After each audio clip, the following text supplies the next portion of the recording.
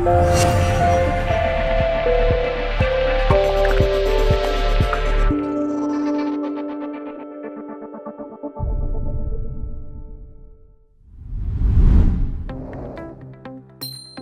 there, and welcome to this video tutorial from SolaX Power. Today we're going to focus on the connection between your inverter and the SolaX Cloud. It's our latest online monitoring platform which was launched early in 2018. The first thing you need to do obviously is to plug the device into the inverter, which you can see demonstrated here. Once you've done that, you then go to a wireless enabled device. That can be a tablet or a laptop or a PC, whichever you choose. The first thing you need to do, once you have opened up a browser window there, is go to your available list of Wi-Fi networks, and you'll see one there that is prefixed SolaX with a number that follows it. That's the device number. So you connect to that, and you can see there that it's connected. You then need to enter an IP address. This is a standard IP address. It applies to all of our devices, which is 5.8.8.8. It will prompt you for a username and password. It is admin in lowercase in both instances.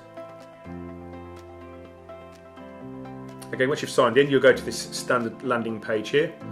Okay, you can see there it's giving you the serial number of the Wi-Fi device, and the next thing you need to do is connect it to your home Wi-Fi network. So you'll open the list of networks. Now in this case our network here is called SolaX. Yours will be obviously whatever it is you normally connect to. Once you've selected that, you put in the Wi-Fi key. So this is your normal wireless password. Okay, so once that's entered, you save that. Okay, so that's essentially it. That basically is you connecting your inverter to your home broadband router so that the data is transferred across and then it is sent online to the cloud for processing.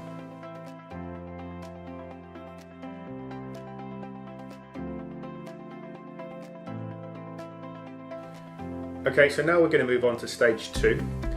So before we do that, it's always worth going back into the landing page for the inverter, and just to see that there's an IP address been assigned. That's a local IP, so that's your router assigning dynamically an IP address to the inverter. In this case that's been done, so we can see that. So now we can disconnect from the inverter and go back onto our normal Wi-Fi now. So we're back online. Okay, and we go to the SolaX Cloud website, which as you can see is www.solaxcloud.com. I'm going to click sign up. Okay, so here I'm just setting up a test site here, so I'll just put in some generic entries here. The important thing is the registration number. So that's the number that you will note is shown at the end of the SSID for the inverter. So we saw it earlier where it's, in fact we'll just show you now. You've got SolaX and then there's a number that follows it. That's your registration number. So I'll just complete these fields here with test entries. Okay, so you can set your country here. I'm in the UK, so obviously I'll set it to United Kingdom. Email address is quite important. You set this up at the beginning because if you set up the cloud to send alerts to you, then obviously it will do so to this email address. These two fields aren't necessary at this point, so you can leave them blank. Agree to both of these. Information is visible to agents and installers. That's quite important because your installer might want to have remote visibility of your system, and this will enable them to do that. Once we entered that, we then go into a second screen. It asks for a bit more information here, so we're going to put in some address information in this field.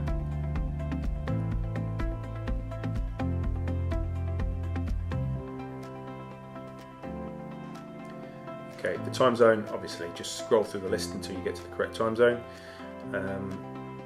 We're obviously going to set it here to UTC 0, which is time zone for London.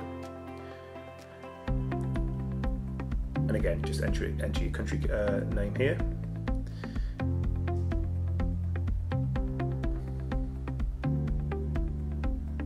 Now, what we'll do here is we will complete the address details. You can click allow there.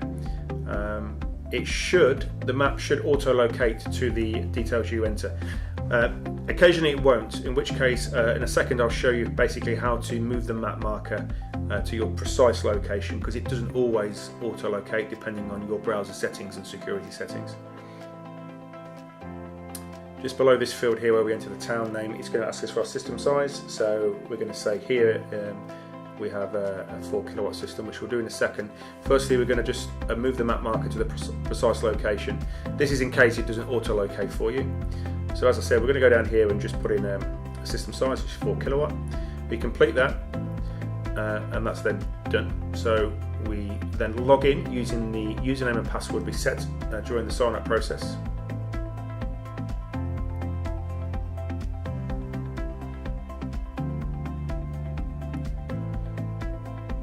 Okay, so make sure end user is selected, it is by default. That then takes us into our account. The moment you can see that there's nothing coming through, this is because it can take 5 to 10 minutes after doing the setup process for it to actually come through. It's actually come through now. Clicked on inverters there, clicked on the serial number of the inverter. So here you can see the landing page with the summary data. The site that I've set up here is a test site based on some of our test units that we've got installed in our offices here. So it won't mimic exactly what you would see with a normal installation. You can see here, look, you've got one site on this account. If you had more than one inverter, you could add this in on this screen. So you go to sites, click on the plus symbol, and then add the registration number for your second device. So you've got 2 inverters on site, you can add them both into the same account and view the data together.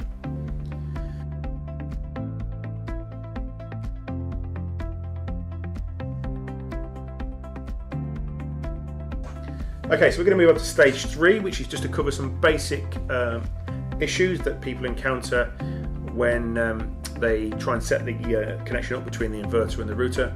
So some basic troubleshooting really. There's a few things that you might need to be mindful of. The key thing really, when you go back into this landing page, so we're back here to stage 1. Once you've actually entered the SSID of your home router by going to the Find AP link and selecting your home network and putting in the password, if you then go back into that screen after you've done that, you're looking for an IP address. Now in this case here you can see that there's an IP address, a local IP address, which means that the inverter is connected to the home router. That connection is in place, so therefore you would then expect the data to come through online. If you don't see a number appear there, then there isn't a connection. So what you need to do there is just check a couple of things. In some cases you will get a Wi-Fi signal broadcast on 2 different frequencies, 2.5 gigahertz and 5. Now in most domestic setups, those 2 frequencies will be broadcast under the same network name or SSID. So you only need to select your network name and put your password in as normal.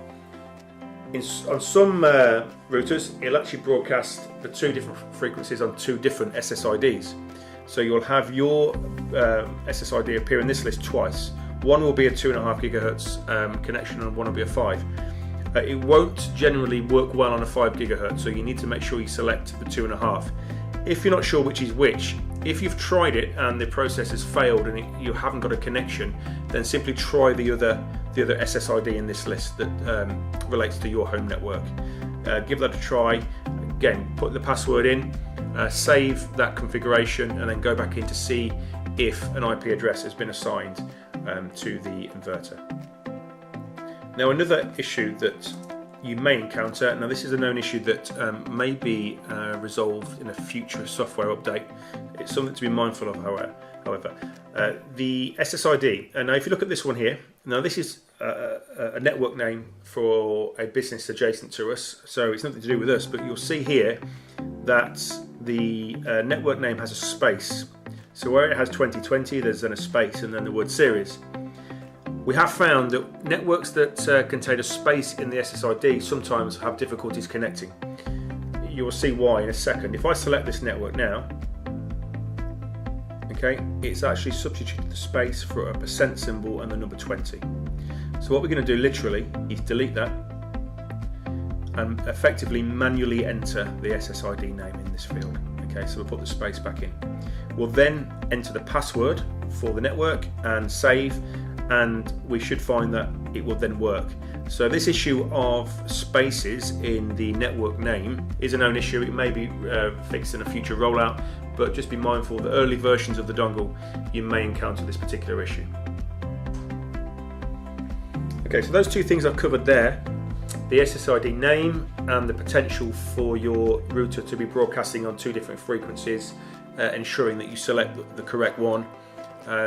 Those are the two main issues that are encountered at this point in the process.